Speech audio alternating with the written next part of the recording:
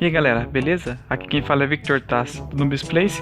Hoje nós vamos trazer para vocês sobre a atualização do Fortnite de hoje, que por sinal foi muito interessante, que é o rifle de assalto com infravermelho, e também agregou uma parte nova do mapa, que é o estádio. Ambos foram interessantes, principalmente eu gostei bastante da arma.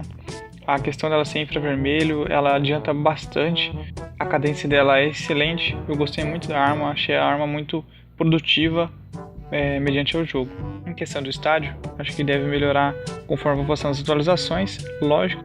Acho também que o loot lá tem que ser melhor, conforme for passando o tempo vai melhorar, eu tenho certeza. Então no total achei que essa atualização veio para somar muito. Em geral, gostei bastante, espero que vocês gostem também. Agora a gente vai deixar vocês com os melhores momentos da rifle de assalto com infravermelho. Espero que vocês gostem, curte, se inscreve e assina o canal. E é nóis, tamo junto, valeu!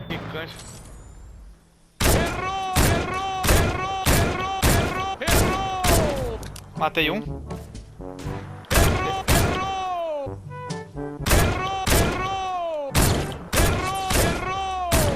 Acertou eu.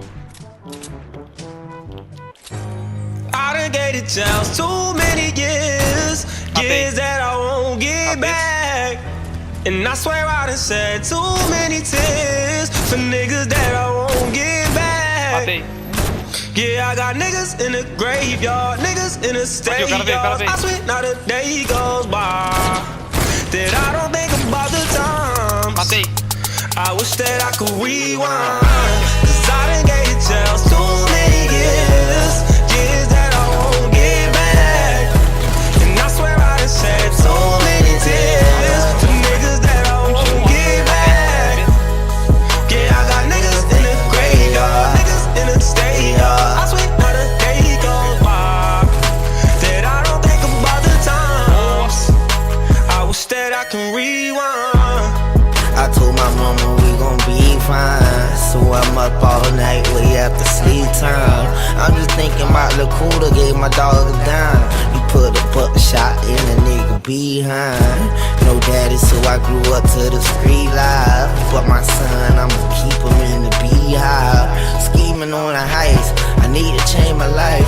I'm geeking all night, I'm on C9 with two niggas toting 3, 4, 5. I seen a nigga play gangsta and he broke now. Lost his life, lost his mind in the courthouse. I'm on WXL, I'm in New York now. I done gave it chance too many years that I won't get back. And I swear I done shed too many tears for niggas that I won't get back. And I swear I done shed so many tears for niggas that I won't get back. Yeah, I got niggas in the graveyard, niggas in the stadium. I swear not a day goes by that I don't think about the times. I wish that I can read.